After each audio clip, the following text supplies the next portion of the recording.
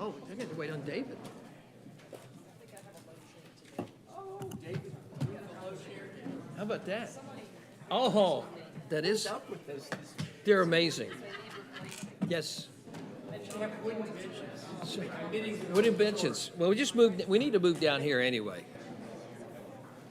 All right, you good, sir? Everybody good?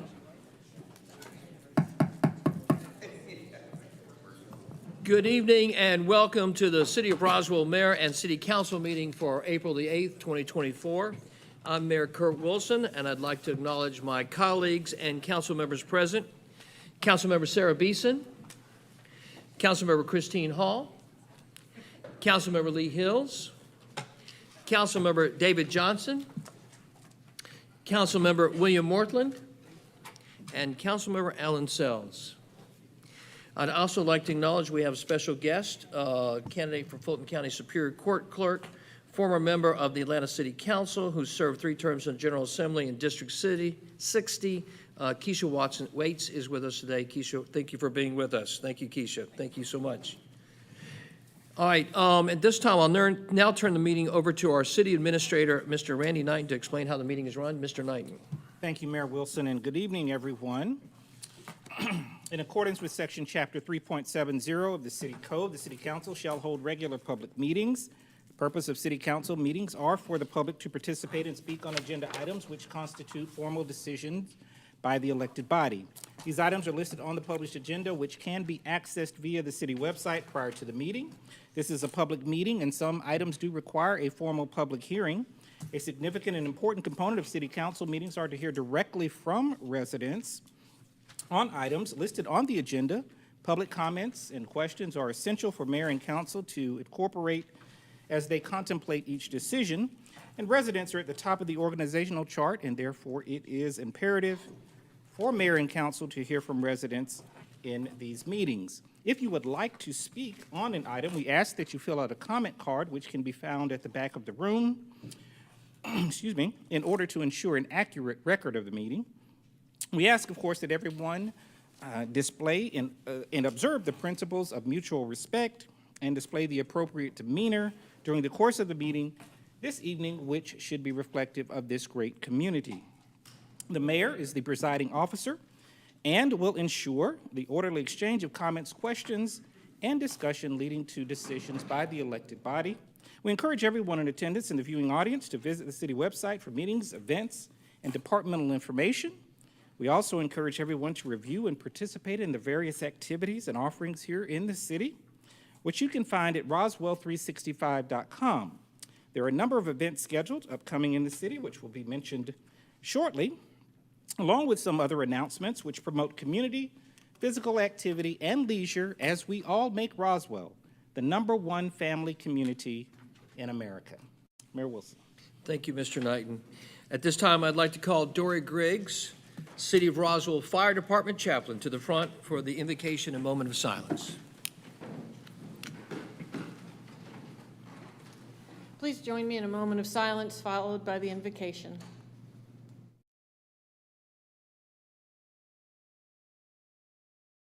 Holy God, we give thanks for your presence here with us tonight.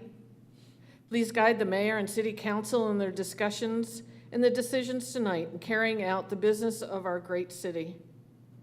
We give thanks for the service of all people who serve in our country in the military, and tonight we recognize the service of United States Army Specialist, 4th Class, Marshall Lichtenstein. We give thanks for all our first responders who work tirelessly to keep our community safe. Bless all who work in the fire, police, and 911 communications. And as the business this evening concludes and everyone leaves here and on to their homes, please grant us traveling mercies. Amen. Amen. Thank you, Dory. Our great chaplain for the Roswell Fire Department. We always appreciate you doing such a wonderful job. Thank you, Dory. At this time, I'd like to call forward United States Army Specialist, 4th Class, Marshall Lichtenstein, to come forward and lead us in the Pledge of Allegiance.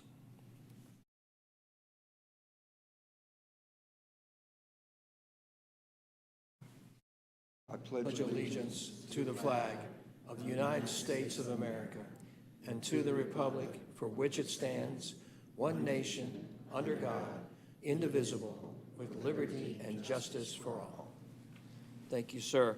At this time, I would like to ask Specialist Fourth Class Marshall Lichtenstein to stay up there, and I'm going to ask the council to come down and join me for the first item under the mayor's report, which is the reading of a proclamation for the esteemed Veteran of Roswell Award. Oh, everybody can sit down, have a seat.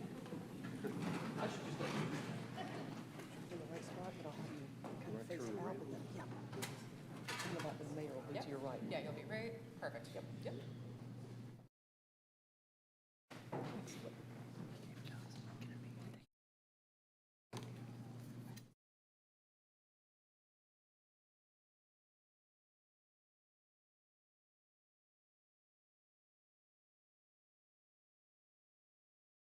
So I'll try not to screw this up. Exactly. Proclamation, Office of the Mayor, Specialist Fourth Class Marshall Lichtenstein. Whereas it is with great honor and respect that we recognize and commend Marshall Lichtenstein for his outstanding service and sacrifice as an esteemed veteran of Roswell, Specialist Fourth Class in the United States Army.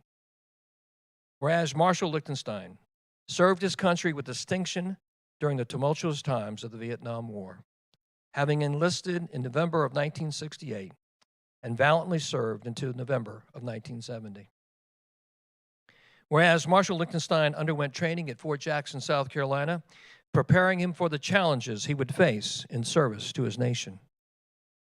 Whereas Marshall Lichtenstein deployed to Vietnam, demonstrating unwavering courage and dedication in the face of grave danger, staying in the field for over 300 days.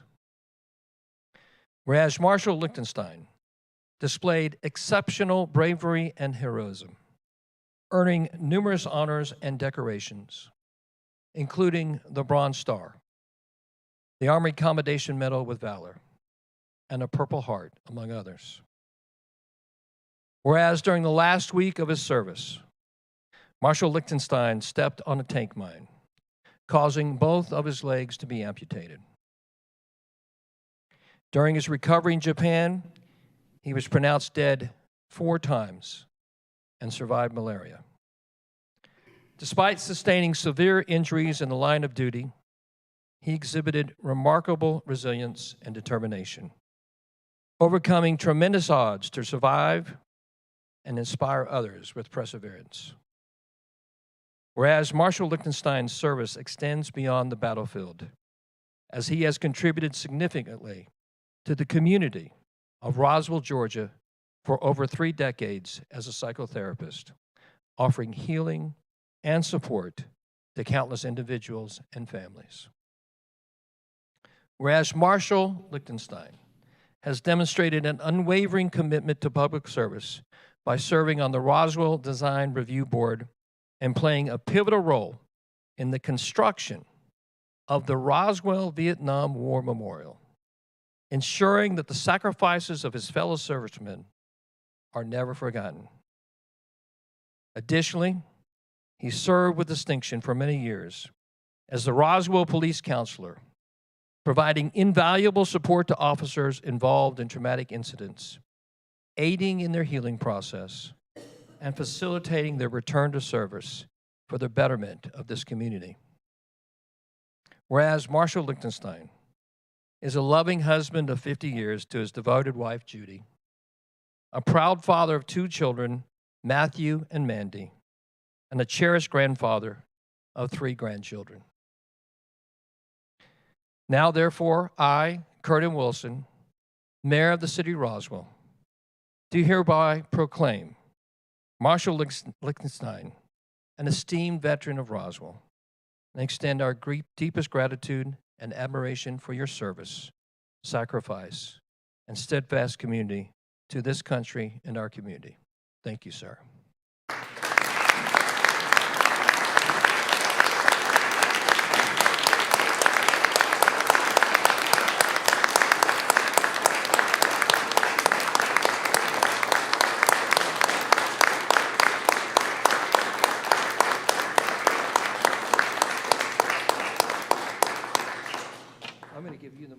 for a few minutes.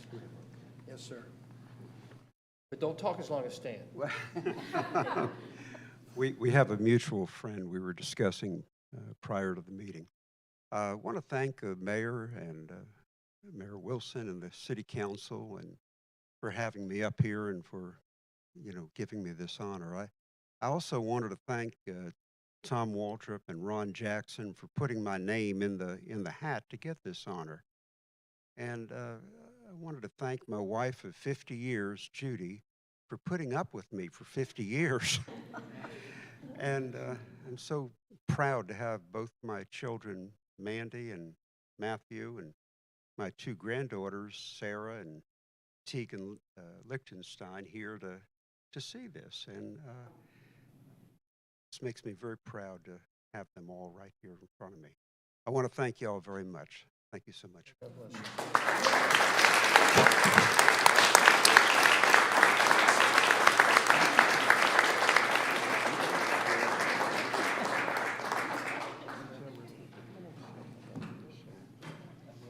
I'll see him. I'll be stuck with him for 2 weeks.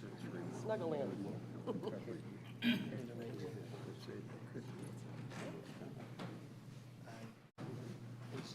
He's a close friend. Yeah, he's a good man.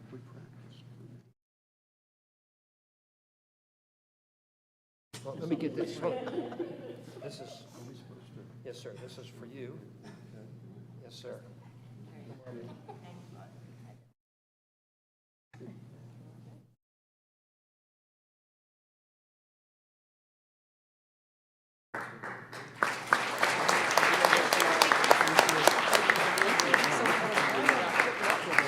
It's such an honor you're here. It really is. Thank you. Thank you so much for your service.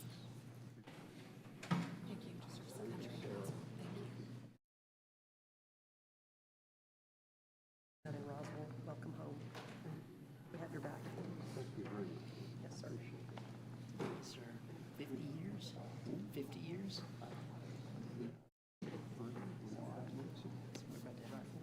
Congratulations on that, too. That's a Vietnam veteran.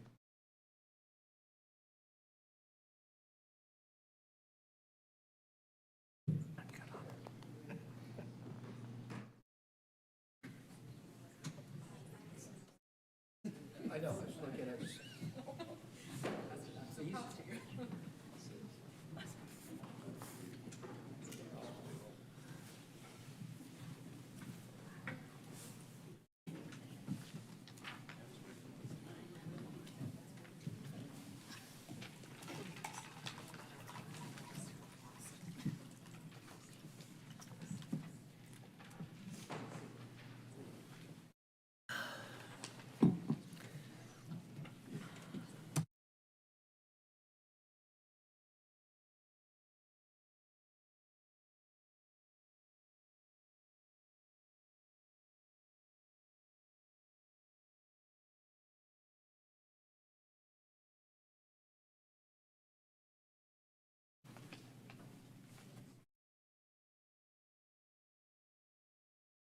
So next on the mayor's report is a list of upcoming events and some other announcements, and I'd like to turn it over to my colleague, Councilmember Lee Hills, to share with us this information. Thanks, Great. Lee.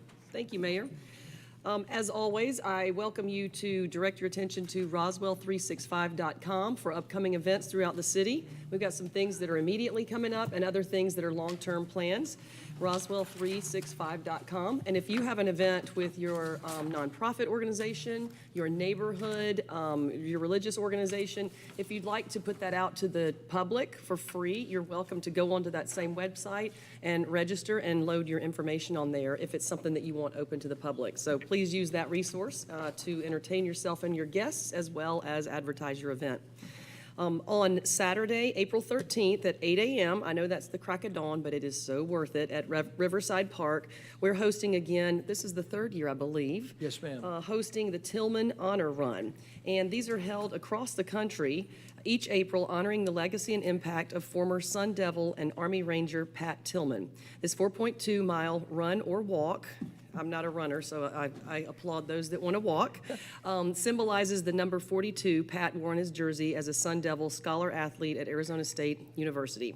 This family-friendly fun race is presented by the Pat Tillman Foundation and the ASU Alumni Georgia chapter, raising money to support the Tillman Scholar Program for remarkable military service members, veterans, and spouses, empowering them with academic scholarships and lifelong leadership development opportunities.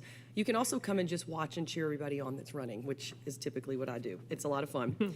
Also, that weekend on Sunday, April 14th at 3 p.m. at the Roswell Cultural Arts Center, we are hosting Atlanta Vocal Project Ring into Spring, a center stage series performance.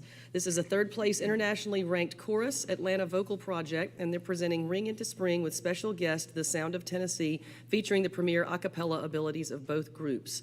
Proceeds from Ring into Spring will support the AVP's performance in June in Normandy, France, in honor of the 80th anniversary of D-Day, the last major anniversary commemoration of D-Day for which any remaining veterans are expected to be present. To purchase tickets to Ring into Spring, visit roswellcac.showware, showare.com, and I believe it's also on roswell365.com.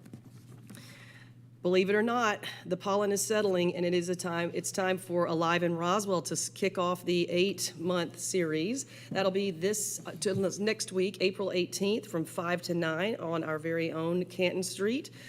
This is held every third Thursday of each month through October, and featuring music, food trucks, interactive vendors, and participation from many surrounding boutiques, small businesses, restaurants, and you. So bring a friend, go meet some friends, and enjoy the beautiful weather on April 18th. Finally, I'd like to draw your attention to Riverside Park, Riverside Sounds, every fourth Saturday, which is April through September at 7:30. The concert series begins on Saturday, April 27th with the Suffers, a Houston-based band renowned for their unique blend of Gulf Coast soul music. Riverside Sounds is Roswell's longest-running free outdoor concert series, highlighting various musical genres and spotlighting original artists who bring moving lyrics, uplifting beats, and unmatched energy. The concert series offers a laid-back environment surrounded by beautiful scenery, playgrounds, and trails along the Chattahoochee River. I will also tell you that this has had land office business the last year. I don't know what the head count is, but go early, get a seat, and enjoy it. Lots and lots of people are attending these, and we've always had great attendance, but it's really taken off the last year. So I encourage you to take a friend and a picnic basket and go enjoy the scenery and the sounds. And back to you, or maybe Councilmember Hall has something to Hey, add? Christine, yes, ma'am. Thank you. And if I could just add, I know we have another council meeting before this event, but on April 28th, the Mayor's Ride, the Bike Roswell Mayor's Ride is coming up, and registration is going on for that right now. They have 18, 42, and 60-mile routes. And one thing new that they have for families this year is a short little 3-mile, I believe it's 3-mile route for families. It'll be a flat area, and they just request that the children are third grade and older to participate in that. So look for that on the Bike Roswell page for registration. Perfect, and that also leads right into Roswell Moves, which we will have a closing of Canton Street, which I know everyone loves to hear me say that, for the rest of the afternoon, and there are activities up and down the street where young people can ride bikes, and there's a chalk festival where we have folks that young people can enter a chalk drawing contest on the pavement alongside some really well-known artists that'll be doing some top drawer artwork, and then bicycle up and down, music at both ends of Canton Street. It's a fabulous day, and lots of food on the street as well. Thank you, Lee. Thank you, Christine. And by the way, Christine, I understand that there's going to be a special fill-in for the mayor this year, that the Mayor Pro Tem, Will Morthland, will be doing the mayor's ride this year, and he's agreed to do the 60-mile ride this year. So, Will, thank you. Yeah. So have a look. That's going to be a lot of fun watching Will. Probably take a couple of days, but he will get it done. All right, so next on the mayor's report is the reading of the oath of office. I'd like to ask the appointees to the Roswell Housing Authority to come forward for the reading of the oath. Don Wheeler and Brendan Keelan, please.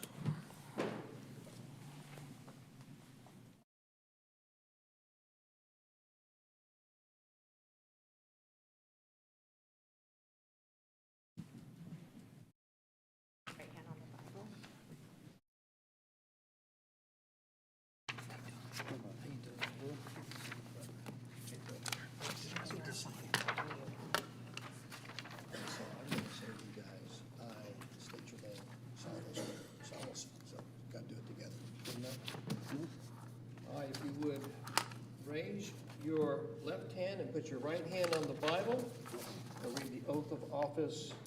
Read the oath of office for the city of Roswell.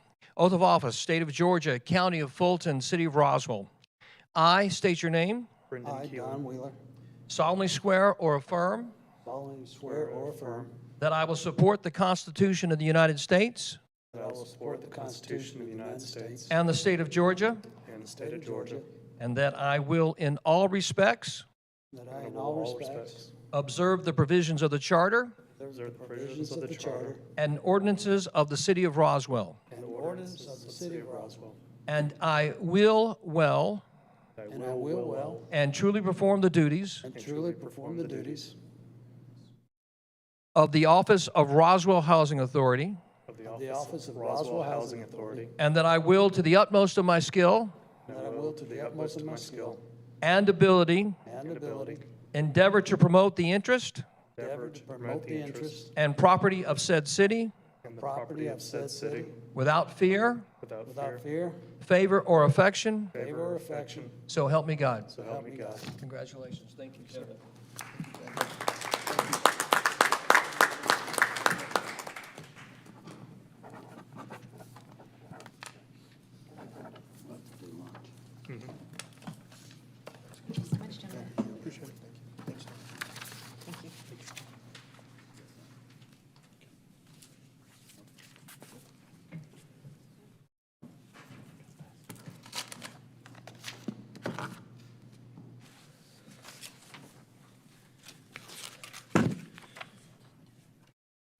Thank you, Don. Thank you, Brendan. Appreciate your service to the Roswell Housing Authority. Excited about having you on the Housing Authority Board.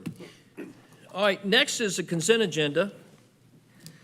Does council have any questions or comments regarding the consent agenda? Thank you very much. Being that they're not, is there any Roswell residents that would like to speak on the consent agenda? Thank you very much. Bring it back to the council for any last thoughts. Do I have a motion to approve the consent agenda? Motion made by Councilmember David Johnson, seconded by Councilmember Lee Hills. All in favor, please raise your hands. The consent agenda passes unanimously. Thank you very much. And the vote passes unanimously 6-0. Next is community development regular agenda, and the first item is underneath community development, which is underneath Councilmember Mortland. Would you read the first item under the community development department, please, sir? Yes, sir.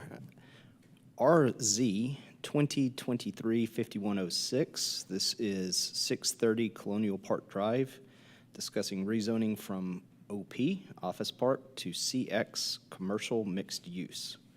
And before we get going, Mayor, I believe we've received a request for a deferral from the applicant to the May 13th Mayor and Council meeting.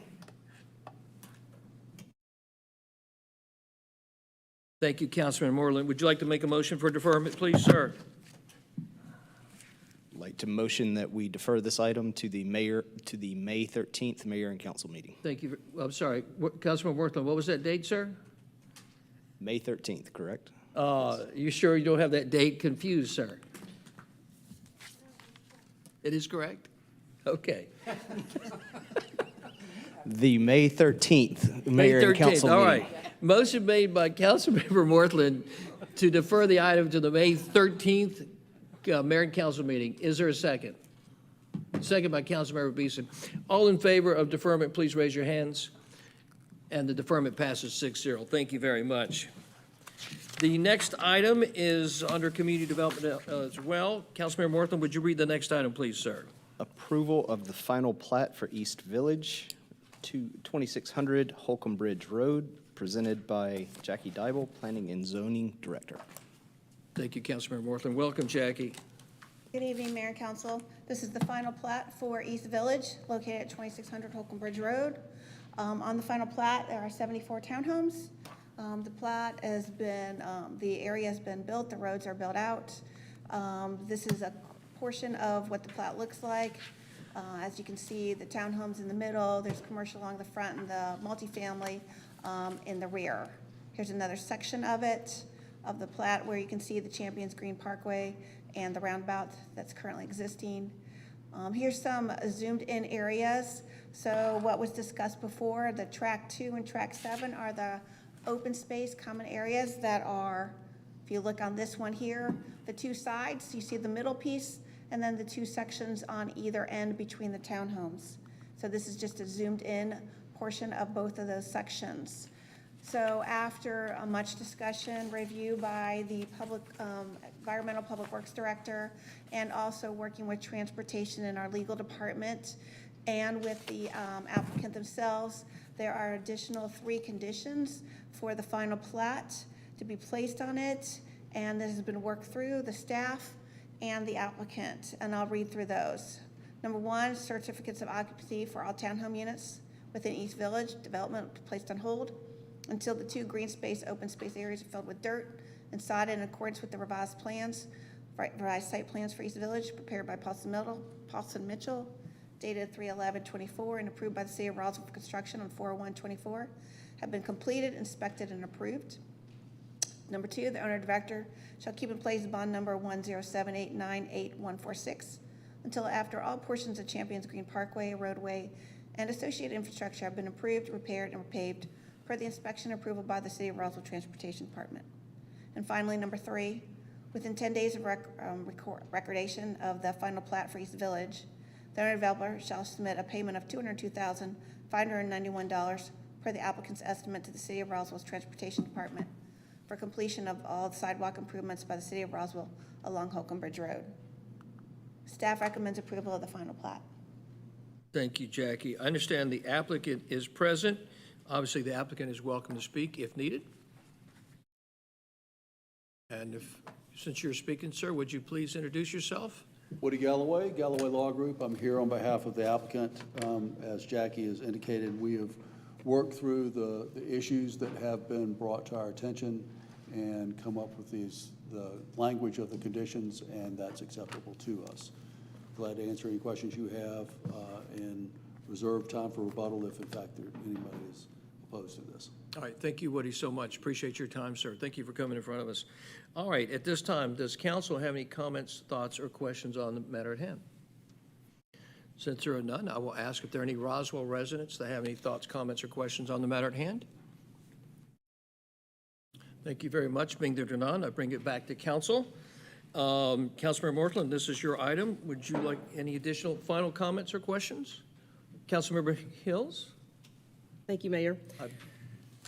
Caught me by surprise. Sorry? Thank you.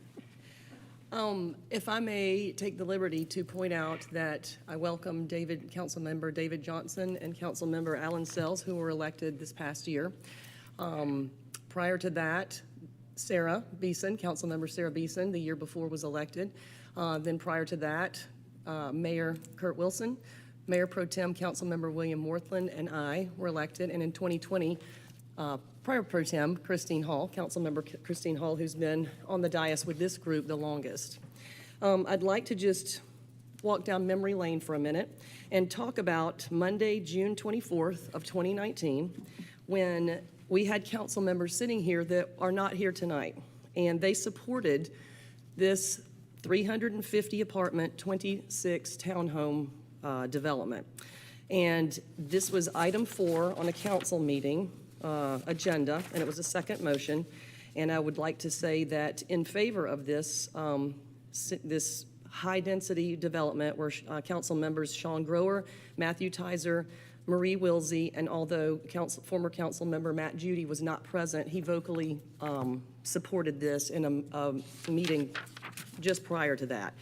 On record, I just want to say that the statements that then Councilmember Judy made during the a council meeting just prior to the 24th of June in 2019. He supported a developer over the concerns of hundreds of residents that took the time to write to the mayor and council.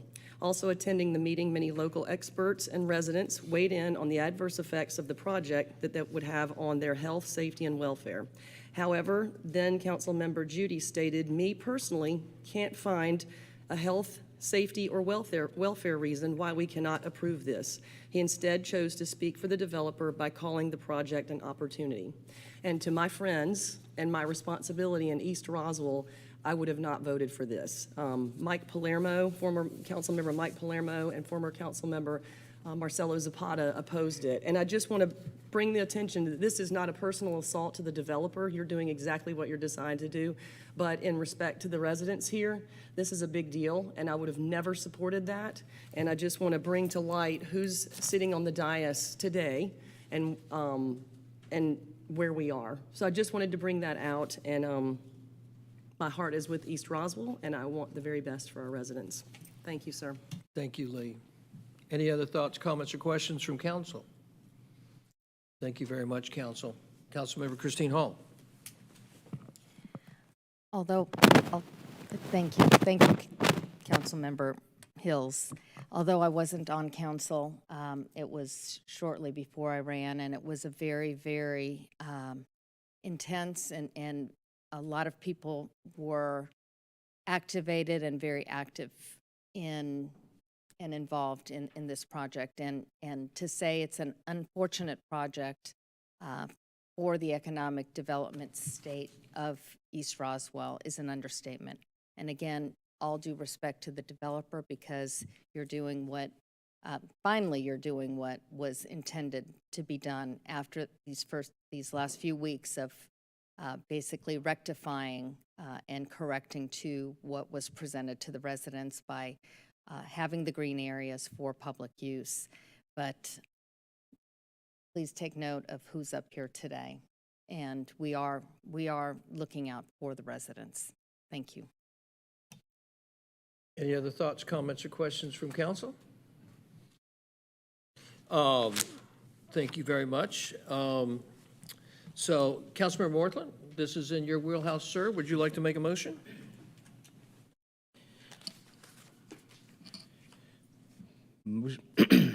Motion to approve the final plat for East Village, 2600 Holcomb Bridge Road, with the three conditions that were presented tonight.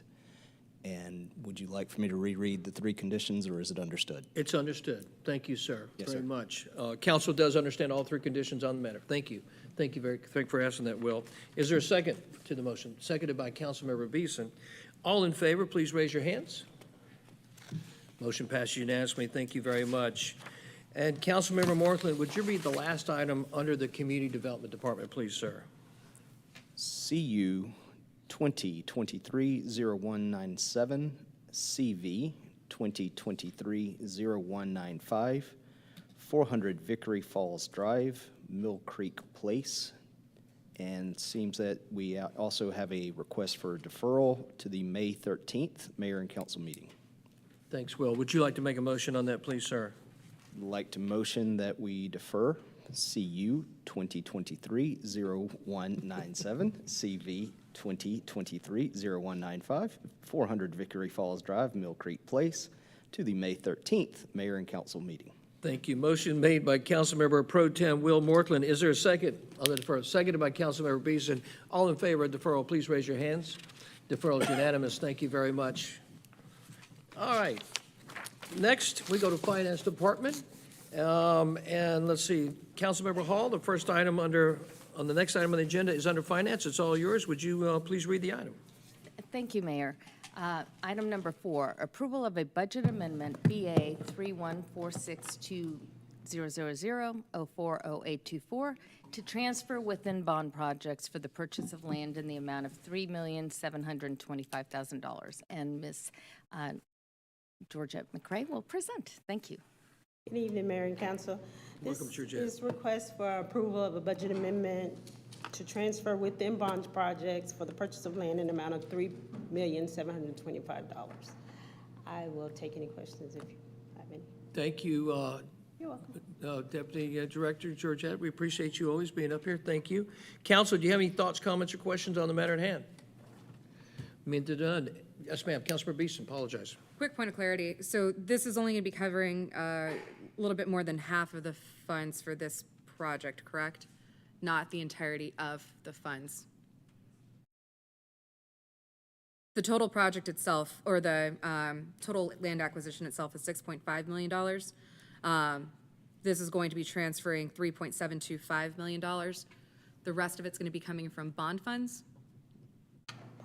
So this is Jeff Leatherman, Deputy City Administrator. So it's all bond funding. We originally had the $3 million in land acquisition. This is transferring an additional amount to cover the entirety of the purchase. Got it. Thank you. Thank you, Sarah. Thank you, Jeff. All right, any other thoughts, comments, or questions from council? Being there none, any Roswell residents would like to ask any questions, thoughts, or comments on this matter at hand? Thank you very much. Being that there are none, I bring it back to council for any final thoughts. Thank you so much. Councilmember Hall, would you like to make a motion? Yes, Mayor. Motion to approve item number 4, approval of a budget amendment to transfer within the bond projects for the purchase of the land in the amount of $3,725,000. Thank you, Christine. Is there a second? Seconded by Councilmember Will Morthland. All in favor of the motion, please raise your hands. Motion passed. Let this record state the motion passed unanimously. Thank you, Georgette, very much. Next item on the agenda is under public safety. Councilmember Beeson, would you read the item, please, ma'am? Absolutely. This is approval of a text amendment to Chapter 8, Health and Public Safety, Article 8.2, Emergency Management Services of the Code of Ordinances for the City of Roswell. This is the second reading. This will be presented by Fire Chief Joe Panino. Thank you so much, Sarah. David Davidson, City Attorney, would you please read the ordinance, sir? Thank you, Mayor. This is an ordinance to amend Chapter 8, Health and Public Safety, Article 8.2, Emergency Management Services of the Code of Ordinances of the City of Roswell. Now therefore, the Mayor and Council of the City of Roswell, pursuant to their authority, do hereby adopt the following amendment, text of which is incorporated herein by reference, and if approved, this would be the second reading. Thank you so much, David. Dr. Joe Panino, we're privileged to have you here in front of us today. The floor is yours, sir. It's my pleasure. This is the second reading of the emergency management ordinance revision. In short, this revision ensures that the current ordinance aligns with how we operate when it comes to emergency management and response to disaster. Among other things, it removes unnecessary language referencing the Office of the Director of Emergency Management, the need for the governor to appoint the emergency management director. It clarifies staff positions and responsibilities regarding emergency management. It adopts more contemporary language, and it outlines powers and effect of an emergency declaration, including alternative meeting locations for public meetings, denying public access to impacted areas, executing emergency contracts, suspending code enforcement, allowing temporary dwellings in times of emergency, and waiving fees to citizens. In short, it streamlines our emergency management operations and allows the city to more effectively prepare and respond to disaster. And I'll be happy to answer any questions you might have. Thank you, Dr. Panino, for your presentation. Does council have any questions or comments for Dr. Panino? Do any Roswell residents have any comments or questions on the matter at hand or for Dr. Panino? Thank you very much. Bring it back for any final thoughts from council. Being that there are none, Councilmember Beeson, would you like to make a motion? Yep. Motion to approve text amendment to Chapter 8, Health and Public Safety, Article 8.2, Emergency Management Services of the Code of Ordinances of the City of Roswell. Again, this is the second reading. Thank you, Councilmember Beeson. Is there a second? Seconded by Councilmember Sells. All in favor of passing the motion, please raise your hands. Motion passes unanimously. Thank you very much. Thank you, Dr. Panino. Next on the agenda is the City Attorney's report. City Attorney Davidson, would you please read the item, sir? First item. Thank you, Mayor. The first item I have is approval of a resolution authorizing the mayor and/or city administrator with the city attorney to execute all necessary documents to close on the property at 11261 Alpharetta Highway and budget amendment BA 3153510-04-08-24. We recommend approval. Thank you, David. Appreciate those reading and your suggestion for approval. Does council have any questions or comments on the matter at hand? Councilmember Beeson. For the point of clarity, this is for sharpshooters, correct? That's correct. Thank you. That's it, Sarah? Nothing else? You got, okay.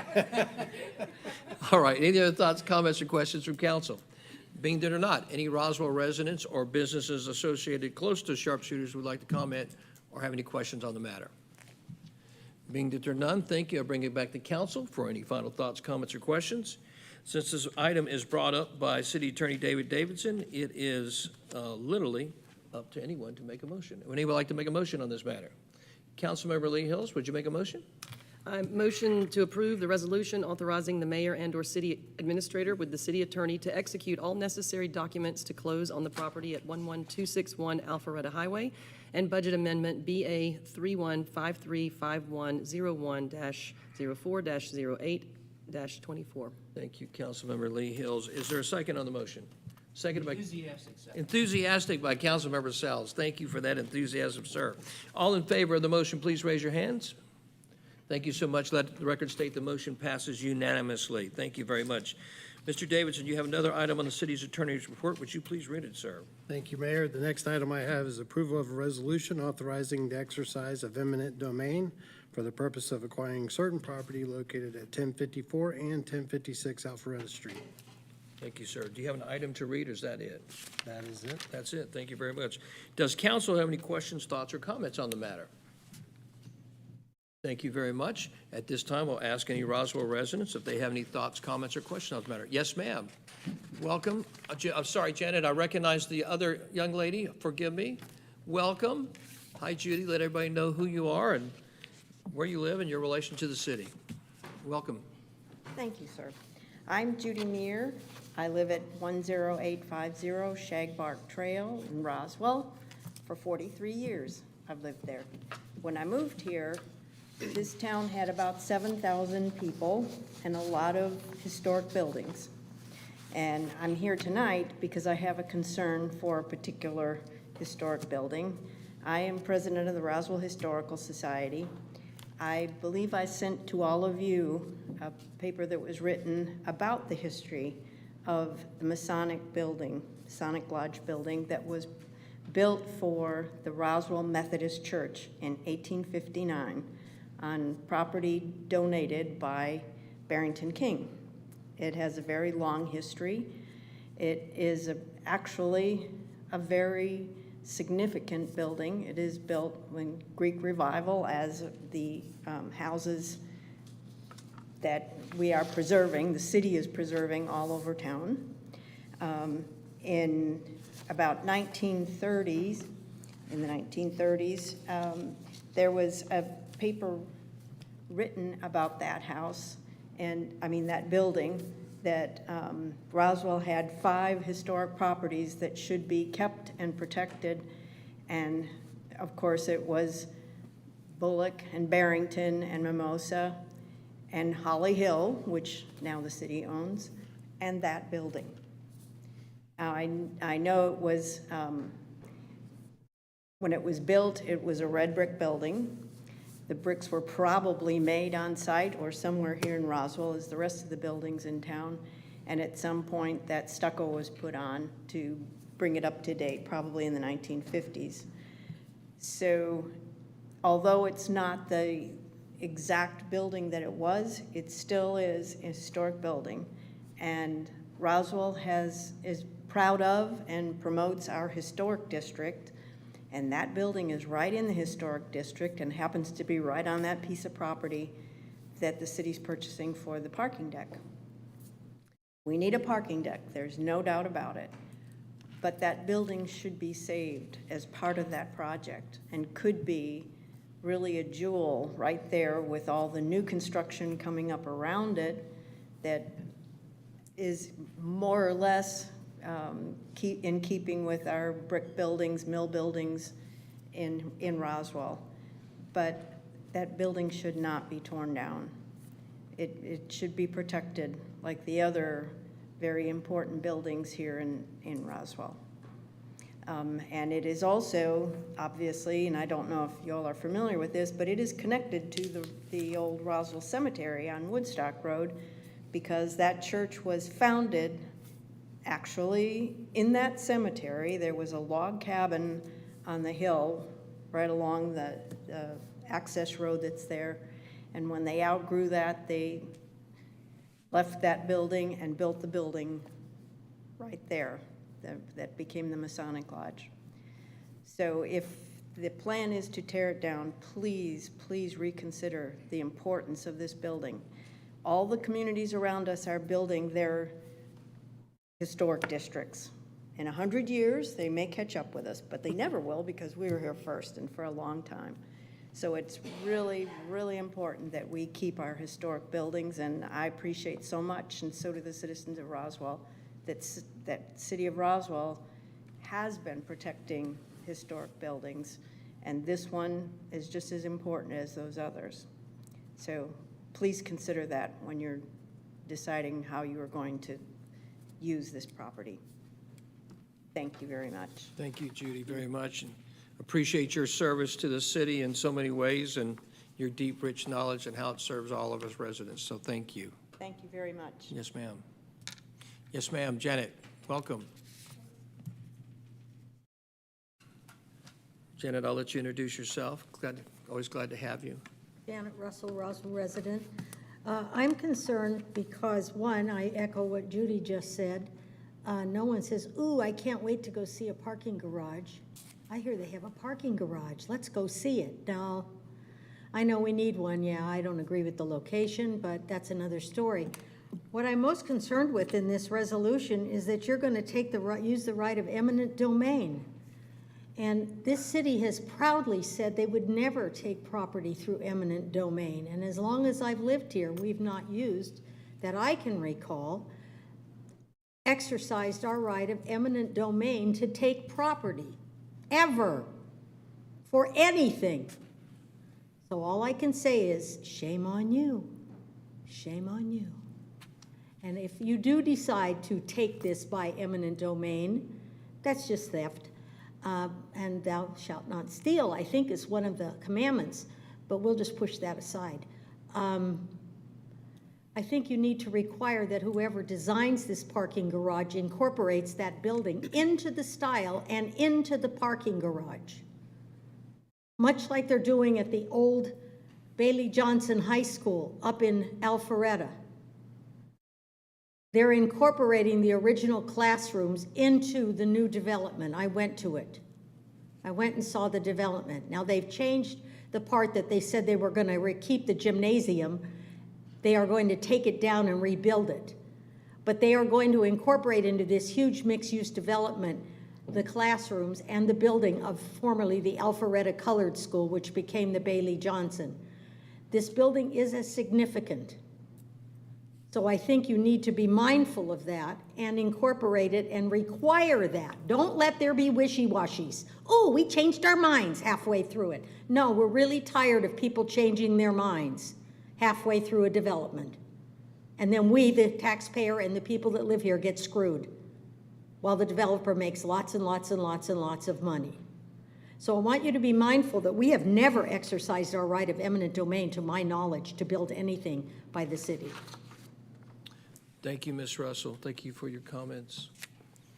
Other Roswell residents that would like to address this issue? Thank you so much for your comments, Judy and Janet.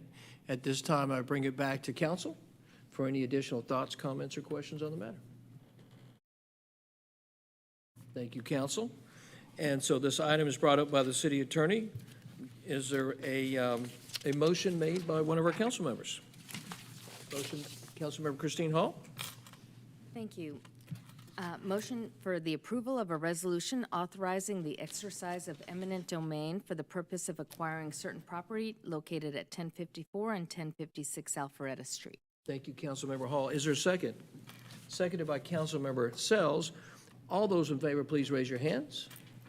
Thank you very much. All those opposed, please raise your hands. Let the record show that the vote is 5-1 and the motion passes. Thank you very much. Let's see, we got another item, David. Let's see. Would you read the next item, please, sir, on the city attorney's report? Thank you, Mayor. The next item I have is approval of a resolution authorizing the city to take necessary actions to change the city's fiscal year to January 1st through December 31st. Thank you, City Attorney David Davidson. Does council have any questions or comments on the matter? Councilmember Beeson.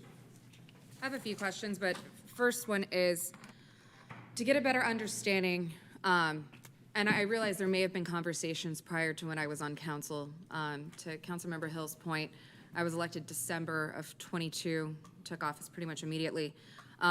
During my time on council, at least I have not been involved in any discussions of moving the fiscal year to begin January 1st. I'd like to have a better understanding, and this might be a question for Randy, it might be a question for Mayor Wilson, of why there's an urgent push to make this change now on how we formulate and execute the budget when we don't currently have a department head in place for the finance department. Typically, when Ryan Luckett was here, that would be the first person that would normally present something like this, or we could ask for his feedback. I do have some concerns about making this change without leadership within that department. Thank you, Councilmember Beeson. Mr. Knighton, would you like to address that, sir? Sure, I'll attempt to address that question, and thank you for the question, Councilmember Beeson. You know, at one point during the budget process, I believe it was last year, this issue did come up for a few days. There was some contemplation about perhaps moving from a fiscal year to a calendar year budget. There are many cities throughout the state of Georgia that have a calendar year budget, and so it's not something that's out of the ordinary for local governments. It does align potentially as a calendar year budget with some of the other funding mechanisms that we receive, transportation being one of them. And so if there was a desire to move forward by the council in developing the mechanism to move from fiscal year to calendar year, obviously now would be the time to do it.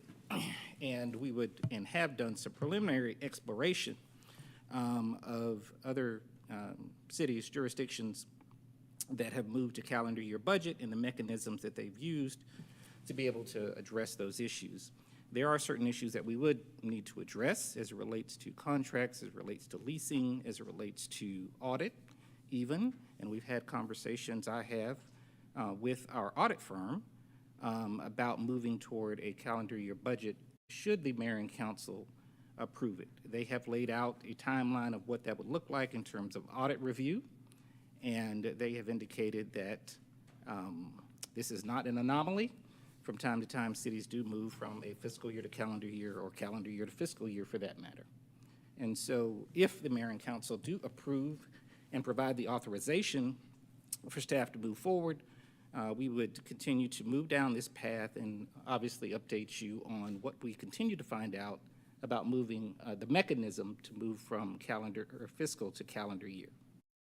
So I'll just follow up just for a second. No, thanks, Mr. Knighton, very much. So, Sarah, three things I would say. Yeah, you probably weren't intricately involved in the conversations last year with the budget. The budget, as you know, we've been overhauling the budget. We went from priority-based budgeting to zero-based budgeting. The short answer to your question is, I wish we'd done it 2 years ago. The short answer is, I wish we'd done it last year. I think it's the irony is we're actually behind getting this done because it's just so commonplace, so common sense.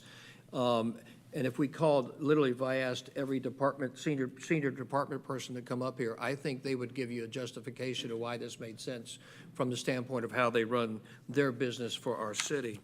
The other thing I'd tell you is just from a practical standpoint, is that currently in the state of Georgia, there's 172 cities like us that have a fiscal year starting basically July 1st, ending June 30th.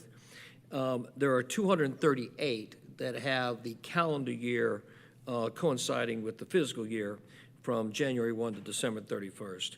And so it has not, like, I think you're familiar as anybody, we've had a pretty ambitious agenda over the last 2.5 years, and we'll continue to have an ambitious agenda over the next year and a half. And so for me, this is just a small practical matter, which I hopefully the wisdom of the council will agree with, because I think it coincides with the wisdom of the senior staff and senior leadership, because one, it saves the taxpayers money in a whole lot of just very logistical ways. And literally, I wish we'd done it 2 years ago, and I wish we'd done it last year. I can't wait, hopefully that, Sarah, you will agree that we'll do it this year. So that's my short answer. Yes, ma'am. Councilmember Hall. Just Just to add on, as an example, our Recreation and Parks Department is one of our biggest budget items, and their budget year, being a fiscal year, is actually split in half during their busiest time. So if you think of when all of the activities primarily are, they're from spring through fall. And the budget year cutting in the half on June 30th is a real challenge, especially when it comes to budgeting. And similar with transportation, the contracts. Especially now, I think it's very important that we get this done with the incredible amount of bond projects and contracts that we have coming up. So also our firm works with many municipalities, and many have chosen the calendar year as their option. Councilmember Johnson, yes, sir. Randy or one of the staff members, mind giving the citizens of Roswell, since if we do approve this and start January 1st, what the process will be for the 6 months of this year? Sure. Obviously, we would, if provided authorization by mayor and council this evening, we'll obviously begin a deeper dive and exploration of how this will take place and how it will unfold. Most likely, there would need to be some level of authorization at the end of this fiscal year because you've authorized a fiscal year budget. And then we would need some authorization going forward for 6 months to obviously move forward with the services and the standard items that we need to run the government and ensure that we're able to either close out contracts or extend those contracts or leases accordingly. With a calendar year budget, then we would also, with moving to a calendar year budget, we would also engage our audit firm to be able to provide a 6-month audit, if you will, of this period. They've had some conversations with some of the state agencies as well. And so essentially, if we were able to make this transition, we would just then roll into 2025, pass a budget at the end of this year for 2025, and be on a calendar year schedule at that point in time. David, did that answer your question, sir? Yes, sir. Thank you, sir. Sarah, did your question get answered? Yes, for the most part. I'm still, I guess the jury's still out on my end for the timing or the justification for the timing now, just because I know most department heads have already not finalized, but they have a budget that they've been working with, they've been getting ready to present. I guess the frustration on my end is instead of going through committee and then initiating in a council meeting and then going through the multiple readings in a council meeting, I feel like we're rushing the process when we normally would be presenting our budgets at this point in time, or the department heads would be getting ready to present. I guess my point of frustration is why this wasn't initiated back in, say, August or September when we still had a finance department head and we would have had the time to get this ready, as opposed to sending all the department heads on a wild goose chase to create an annual budget that's going to be cut in half or just put on operating business as usual for 6 months, and then they really get their budget January 1. So it's the timing that I think is my point of frustration. Well, I think the timing coincides exactly to the point that you made. This is actually to save them some time because they are in the process of budget preparation.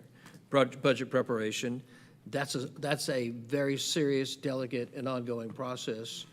And this actually will save them a little bit of time, from my view, of being involved in the budget process. And the continuation of an already passed budget, basically with the same proportionality of money, doesn't show anything, but we're just staying in direct alignment with what we passed for FY24. We just continue that for the last 6 months of the calendar year of 24. Therefore, nobody gets hurt from a budgetary perspective. There are no surprises. It's pretty simple and pretty easy.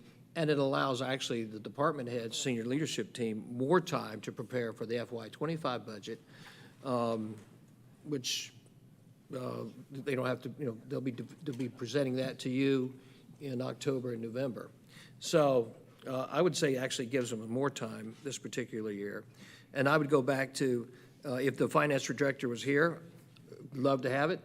I think this is something that is not, this is not a heavy lift, because literally it's going to ultimately make the lives of all the leadership team in the city much easier to manage their ongoing businesses, and it's going to save the taxpayers money. So I would say the hurry for me, the hurry for me is to serve, if anytime I can save taxpayers money and it's not a big lift, I would always counsel probably not a bad idea. Yes, sir, Councilmember Morthland. One other additional piece to this that is moving the ball in the right direction is the tax rolls, the tax digest are coming out later. And by us moving the budget. August, to your point, yeah. By us moving the budget, we know exactly what we're getting from Fulton County, which is then going to allow us to have an easier time of planning from that point forward. I will tell you, and just kind of thought, I know I don't want to ramble, but I really do wish we'd done this 2 years ago or last year. The lift was 2 years ago, priority-based budgeting. The lift last year was zero-based budgeting. To me, this is just the next logical, consequential step of part of the lift process of what we're doing in terms of the city in lots of dramatic ways of improving services and improving really what we do as a city in many, many ways. And to me, this is just a logical step. And I hear you like concerned about timing. It's just like, if we could done all three 2 years ago, man, I wish we could have. But the reality was we had to do it steps, priority-based, then zero-based. This is the next logical step. And it's really, the payback to this city will be of some consequence, like in the millions of dollars, by literally going from a fiscal year starting July 1 to a fiscal year starting January 1. You will not see all that in the first year, but you will see it. And I can tell you, no greater place than transportation and parks and recs that were earlier mentioned. Those departments are severely hampered by the calendar year budgetary system. Fiscal year, forgive me. Thank you, Christine. So I think your senior staff's going to thank you a lot, and I think ultimately your fellow residents are going to thank you. Yes, ma'am. Could you go more in depth as to that ongoing cost savings? Is it a one-time cost savings for when we initially transitioned over to the calendar budget, or is it ongoing? And if it's ongoing, where's that cost savings recognized? Well, I can start calling up department heads here if you want me to, if we want to get into this. For their sake and sparing them, no. But if you just had a couple of line item examples. Transportation, paving. Paving, you lose dollars every year because of the way the paving, the way we cut our deals, cut our budget deals. The budget comes out July 1, but Jeff cannot land the full momentum of those contracts really in the fall. He has to wait till the spring. So he loses a cycle of time that if he could just start on January 1, he could have the full year. And I know it doesn't make fully sense, and Jeff, you can explain it better than me, but he literally loses a significant amount of leverage on the contracts by the way the vendors treat him. Is they treat him as a 6-month vendor rather than an annual vendor. And the way the contracts fall and the paving schedule is that it hurts us financially. I know, Jeff, if you want to address that any better than me. I also realize that this is an ongoing discussion and just initiation tonight, so we Yes, will have ma'am. 2 more or 1 more meeting? So this is just a resolution, so any changes are going to come back and they'll go through the committee and come to council. So this is just a resolution authorizing us to get on it and work on it and get the budget and change any. Right, so flagging for the public, this is not a one and done. Correct. They have at least Correct. 2 more public opportunities to weigh in. Oh, there's more than There'll be that. at least And poor Jeff will get to be, I'm sorry, Director Littlefield will have at least 2 more opportunities to be bringing his examples You'll forward. explain it much better than me, and I apologize for absolutely doing a poor job. Explain the paving contracts and the dollars that we lose as a consequence.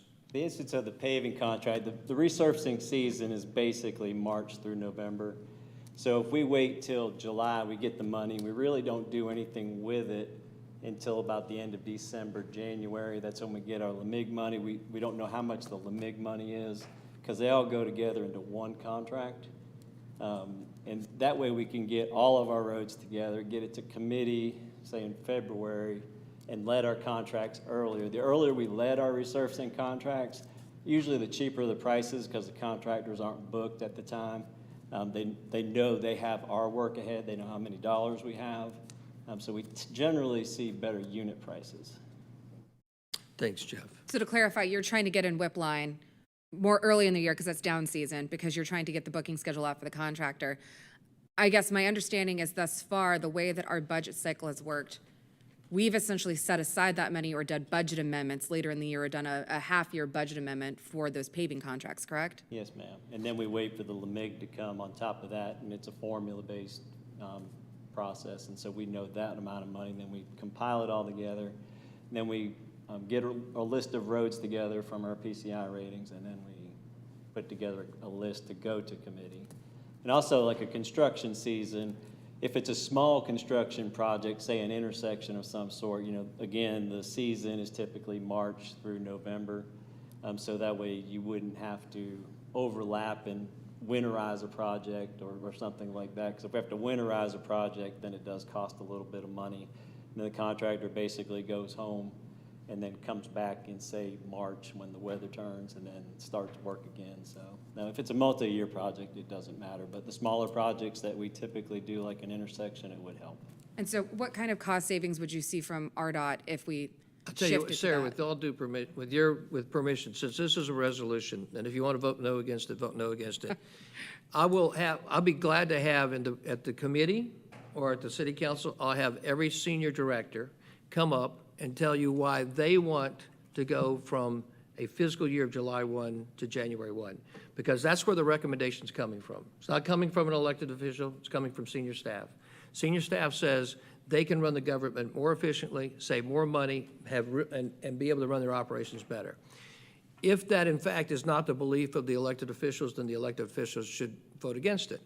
I happen to have, in terms of belief, that based upon the organizational development and faith that we have in our senior team, and that we're responsible for policy, that this is simply a guidance on saying, from a structural perspective, this will help us manage the business that you're asking us to be responsible for on an ongoing basis. If it's the wisdom of the council that they do not agree with that they do not agree with the wisdom of the senior leadership team, then let it be no. But I don't want to publicly, I mean, if you want a public piece, I will have every senior department head ask them through Mr. Knighton's leadership to come up, make a presentation about why they think this makes sense. But is that what you want to do on every item that comes before the council? I don't typically vote on items that I don't fully understand, and when we do something like set the budget, which is the mayor's budget, I do not feel prepared to vote on something that I don't understand every facet on how it could have impacted the rest of the city. The example that I was given, that it was, and from the beginning, I mean, to Councilmember Hall's credit, that was the top example, was RDOT would be the most impacted, RDOT and Parks. And those are two of the largest departments with the largest budgets within the city. This is purely, and I would never drag you up here without talking to you first, so I apologize. It's more so I can get a better understanding of what kind of cost savings is involved, because I was not aware that there was cost savings. It was more logistics. There are cost savings. But to your question, and in fairness to your point, you know, I know this is crazy. We don't do a lot of selling. You know, we don't come up and say, let us give you the pitch of why we're doing this. I literally think, hey, senior leadership team says this makes sense, this is how we're going to get it done. As you know, we got so many things in the air. Like, this one's a simple one. The fact to me that we've spent this much time on it is surprising to me, because it's just like, this should be a logical progression of the business of the city of Roswell, like, hey, we need to move the calendar year from July 1 to January 1, because senior staff says, hey, we'll be more efficient and we're going to save you money. And to your point, we should make a business case. We can make a business case. Hey, Randy, what's the business case, not this meeting, for what the dollars saved to the city, to your point? I think that's a fair question. So, and to your point, we can have statements from each of the directors saying what the business case is and why it makes sense and how it's going to be, how they're going to run their business units better to the city. To your point, there's not a business case. However, I will submit to my fellow residents, to my fellow council members, there's often where we don't submit business cases on political items. It's often because we've already done the construct of the work and are not doing the full construct of the work in front of our fellow residents, just purely from a practical perspective. And I would say it goes to an issue that is of utter importance to all of us as citizens of this country and residents of the state, citizens of the state and residents of the city of Roswell. One of the things that I hope that we achieve as a people and as a governing body is that we reestablish trust and belief in our local government. We reestablish trust and belief that the local government's competent, that the local government works together, the local government makes decisions based upon what is the right thing to do, and that there is no benefit to the elected officials or to the senior staff on a personal matter, that all the decision-making is based upon an evaluation of, is this the right thing to do for the city based upon my judgment, my professional judgment, my elected representative judgment in a representative government as an elected representative of the people. And I think that is oftentimes, like, I hear criticism, well, it's not transparent enough. I think it would be like taking anybody's business, and if you put everything literally out there, you would never get anything done. And I would dare say that one of the challenges the city had in the past to get on a soapbox was there was paralysis by analysis, because you put so much information out there that things shut down in debate.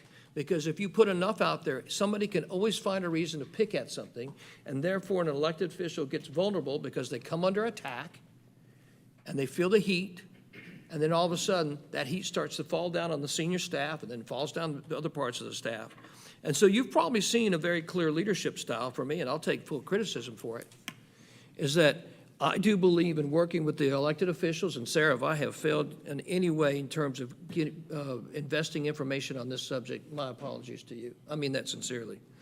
Because I really do trust and believe that my fellow 6 colleagues up here are responsible for the decision-making of this city in terms of setting policy. And then I ask my fellow residents, just like I'll ask when we're gone and the next city council and mayors up here, is that they will need the enlisted trust and to believe that they're doing the right thing. And if they're not doing the right thing, call them out. And if we're not doing the right thing, call us out. That's much different than disagreeing on policy, much different. But one of the things I think it's important for us as people is to begin to believe that the people who are serving you, and that's all these people are doing, is serving you, is that they're attempting to do the right thing and not for political reasons. So anyway, yes, ma'am, Councilmember Hall. Just wanted to add that not only on the inside, inside the organization, it will be easier when it comes to budgeting. Most of our residents, I venture to say that 90% of them are used to a calendar year budget. And when they pick up the financials to look and understand a calendar year budget is more transparent to our residents. So it's going to be a win-win on both sides. David, you look like, did you want to say something, sir? I think we're beating the horse, but Yes. I wanted to make it clear, because transportation is a big budget, right? Road repaving is a big item. And, currently, when do we bid out our road repaving? This year's a little different because we got the LRA. Typically, we like to advertise March, end of February, beginning of March, so if that we we can do can it get that contract out March, April. If we could do it in November, December, that will save us money in terms Yes, a lot of times when we get into where we're waiting so long, you get into the winter season, which it's hard to stripe, get colder weather. You have to be 45 degrees and rising to resurface. So it's best to do it early. Plus, you get better unit prices typically if you're one of the earlier ones out in the market. So it does have benefits in resurfacing and smaller projects that we would do. You don't have to winterize it. You don't have to send inspectors out. When the contractor goes home, you still have to inspect the erosion control, things of that nature, because winter's typically a rainy season. So you definitely save time and money from the staff perspective as far as like inspection and things like that. Thanks, Drew. Yes, sir. Yes, sir. Saving money means more roads get repaved. That's right. Or yeah, exactly. Or intersections, or hopefully sidewalks. Jeff has showed some, I don't want to use the term exponential, but he has showed a value of X equals so much more paving before in some of the presentations, to your point. I think we've talked through that. Yeah, Jeff, it's kind of fun keeping you up here. Are there other thoughts or comments from, yes, ma'am, Councilmember Beeson? This is irrelevant to Director Littlefield, so if Do you want to sit down? if you want to go sit, you go. You made an excellent point about us as an elected body, and I agree wholeheartedly. There are times that I disagree with one, if not all of you collectively at the same time, and it's purely on views related to governance and not personal reasons. I like all of you fine. I enjoy your company. And I think that's part of the approach that we provide as elected officials, where there's 7 of us, that it's well-rounded. I realize I'm inherently more risk-averse than the others on the elected body, so I do ask 1 billion questions. I will present my last concern, and it's not that I'm inherently a no on changing to a calendar year from a fiscal year. There are just logistical concerns that I have that I feel like need to be addressed before we make a fairly large change. The last concern that I have, using the elected body as a perfect example, every 2 years, around November, we have elections, and that would be in the middle of our budget process. And I'll use 2021 as an example. We refer to the budget as the mayor's budget because at the end of the day, it's the mayor who presents the budget on behalf of staff, and we as an elected body typically approve it. If we are going through that process at a time when some of us might be up for election, some of us might not be up for election, but I'll use 21 as an example. You had a mayor and 3 council members, which is the majority of your elected body, that were voted out. They would then have that opportunity, if this change were made before then, to then set the annual budget based off their goals and their projects that they were not going to be seeing through because they were going to be changing come January. So the moment that new fiscal year kicked in, you would have an elected body seeing through a budget they never set. I'd also say that typically the budget is the measuring stick the public uses to determine if they support the elected body, because the big question at the end of the day is, how are you spending my money? And if I don't know how you're spending my money before you're up for election, I think that leaves a lot to be answered for those who are voting if the budget is set after they've already voted. Again, this doesn't necessarily mean I'm an inherent no. I will vote yes to move this forward because I do want to hear feedback from folks over the next 2 public discussions on this item. But those are 3 concerns I have that I would like at least some feedback on how we plan to address, if not insulate. Thank you, Sarah. Yes, ma'am. Any other thoughts, comments, questions from council? Being that there are none, is there anybody on the council that would like to make a motion on this matter? Councilmember, we have already done public comment. Yeah, we came back. Yeah, thanks, Jeff. I believe I have already done public comment, did I not? Yeah. This was coming back. Yeah, this was the last, yeah. Councilmember Hall. Okay.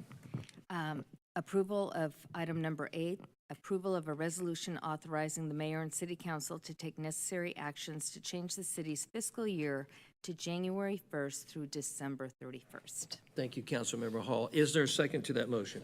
Second by Councilmember Johnson. All in favor of the motion, please raise your hands. Motion passes unanimously. Thank you so much. David Davidson, City Attorney, would you read the last item on the City Attorney's report? Thank you, Mayor. The last item I have is a recommendation for closure to discuss personnel, litigation, and real estate. Thank you very much, Mr. Davidson. Do I have a motion for closure? Motion for closure by Councilmember Johnson, seconded by Councilmember Hills. All in favor of closure, please raise your hands. Motion for closure passes unanimously. Thank you very much. And being that there are no other items, this mayor and council meeting of April the 8th, 2024 is adjourned.